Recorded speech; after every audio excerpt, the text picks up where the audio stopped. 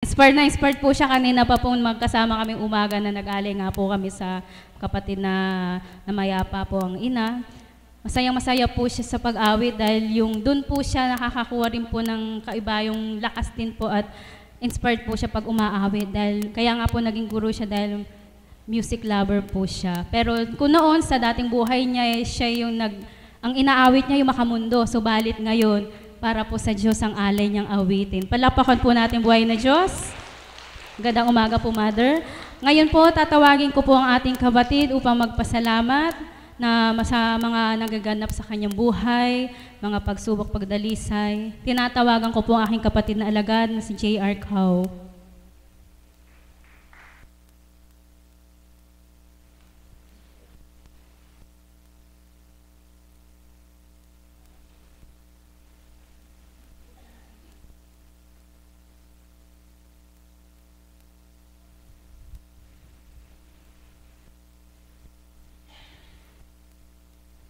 Salamat pong muli. Buhay po ba ang Diyos? Salamat pong muli, mahal na Panginoon. Pagpapasalamat, sa buhay ko po, marami kong dapat pagpasalamat sa Panginoon.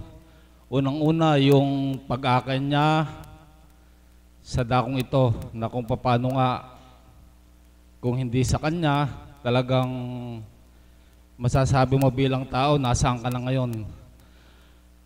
Ang kabutihan po ng Panginoon talagang ipinadadama sa atin kung paano tayo tatanggap. Sapagkat sa dakong ito, nakikita natin po at nakikita ng dalawang mata ko kung paano kumikilos ang Diyos na buhay.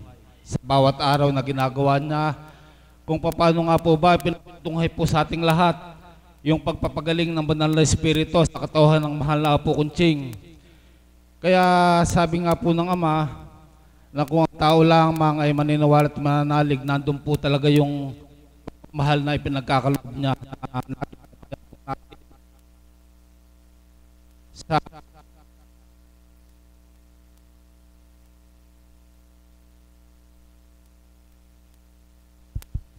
Sa katauhan po ng mahal na Apo Kunching, talagang mapupuri mo at mapapasalamatan ng Ama sa bawat araw sapagkat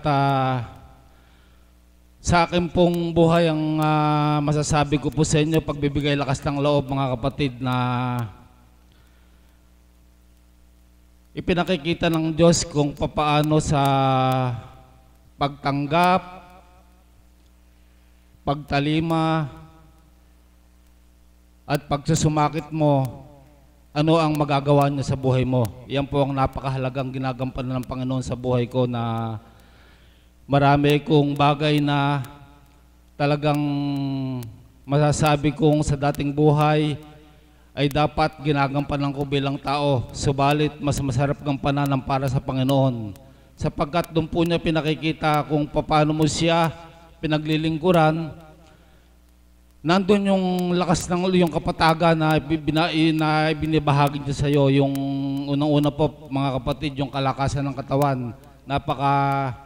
Laking biyaya po pala sa Panginoon na dapat nating pagpasalamat sa Kanya sapagkat sabi nga, kung lupay-pay ang katawan mo, may karamdaman ka, may gusto kang gawin, hindi mo magawa sapagkat wala yung biyaya ng kalakasan.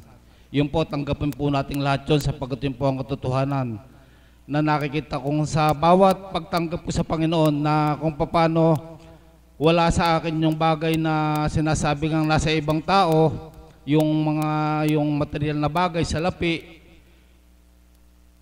hindi ko kayang pagpalit yung kalusugan na talagang kung tatanggapin pala ng tao, wala kang hahanapin na material na bagay pa, kundi kung ano yung kailangan mo, siya lang ibibigay ng Panginoon. Ganun po siya kumilos sa buhay namin sapagkat kung ikukumpara mo yung buhay mo sa kapatid mo, sa kapwa mo, na talagang makikita mo yung mga pagsubok ng karamdaman, talagang mapupuri mo ang Panginoon sapagkat sabi nga, kung tatanggapin lang ng tao na ang kalusugan ay isang kayamanan, ang kapayapaan ng kaisipan ay isang pagpapala na hindi mo makukuha sa sinumang tao. Na iyon po sa tuwin na ibinibigay ng Panginoon sa dakong ito. na sa pamamagitan ng bawat mensahe, doon po tayo kukuha ng lakas na hindi natin kailangan na magpaimbabaw sa ating kapwa, kundi tanggapin natin ang katotohanan ng iminimensahe ng banal na Espiritu sa katauhan ng mahal na po Kunching. Yun po isang katotohanan na sana nawa tanggapin nating lahat, na kung tatanggapin daw po natin ang pasubali ng Ama, tayo ang makikinabang. Na talagang kapakapakinabang po talaga sapagkat sa bawat araw may bago na iminimensahe ang Panginoon sa katauhan ng mahal na po Kunching. Na kung pagninilayan po natin talagang kagalingan sapagkat kagalingan ng kaluluwa kasama ang karamdaman ng katawang lupa. Basta makinig ka lang at tumanggap, at higit sa lahat magsabuhay ka, sapagkat yun po pala ang hinahanap ng Panginoon sa dakong ito, yung sa pagtanggap mo, at higit sa lahat yung pong pagsasabuhay na talagang baliwala po yung bagay na material, kundi yun ang sa tuwin ng inihingi ko sa Panginoon na pinagkakaloob niya, yung kalakasan at kapayapaan. Kaya tayo pong lahat maging matapat po tayo sa pagtanggap, sapagkat sa bawat karamdaman natin, siya lang po ang magpapagaling. Kagaya po nung naganap kahapon, mga kapatid natin na kung natutunghayan po natin, hindi po sila laglagang katawan, matamlay ang katawan, subalit ang Diyos kumilos sa katauhan ng mahal na po Kunching. Yun po yung sinasabi kong lakas ng loob na nakikita natin ginagawa ng Panginoon. Mismong sa bibig ng ating mahal na po Kunching sinasabi na hindi kayang gawin ng tao, sapagkat Diyos na totoo ang ating pinupuntahan sa dakong ito sa pamamagitan ng mahal na po Kunching. Ang banal na Espiritu kikilos talaga kapag tinanggap natin ng totoo sa puso natin, na magbibigay lakas ng loob, tibay sa bawat araw ng ating buhay. Muli po, magandang umaga sa ating lahat.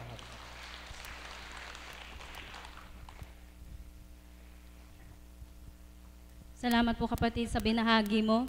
Katotohanan po lahat ng tinuray niya na ganang pagkatao nga po. Mahihirapan po tayo kung wala po tayo sa Diyos. Kung hindi po natin siya nasumpungan, paano na nga po ang ating buhay? Hindi lamang po buhay ng bilang pagkatao ang ating iisipin, bagkus ang ating kaluluwa, na nawa, hindi lang yung karamdaman ng ating dapat pagaling, kundi yung lubos nga po yung ating kaluluwa. Nasalamat sa dakilang Ama, na talagang dapat po nating pasalamatan ng ating Ama sapagkat meron po siyang pinahiram na kinalugdan ng ating minamahal na Apo Kunching. Palakpakan po natin ating buhay na Diyos. Naiyak lang po ako sa galak sapagkat nanawa yung naramdaman namin na mga alagad at yung mga kapatid na naririto, na nararamdaman yung nararamdaman namin, nawa maramdaman din po ng mga, lalo na po yung mga bago, na kung bakit nga po ganito kami kasidhi sa paglilingkod sa Diyos, na hindi lang dapat pasalamatan ng mga kapatid natin na sumusuporta sa atin bilang sa pamilya, sa mga mahal sa buhay, mga kapatid sa paglilingkod, kundi ang ating kinalugdan na patuloy nagbabata na anumang mga hindi mainam na pagdalisay o hindi mainam na mga salita na sa kabila ng lahat ng kanyang ginagampanan na mabubuti para makapaglingkod at tumupad sa atas ng ating Ama ay nakakatanggap pa rin po ng hindi mainam. Subalit, salamat sa ating Ama sapagkat siya ay tunay na kinalugdan ng Diyos. Palakpakan na po nating ating Ama. Kaya po ngayon po magsitayo po ang lahat upang awitin natin ang panalangin tinuro ng ating Panginoon.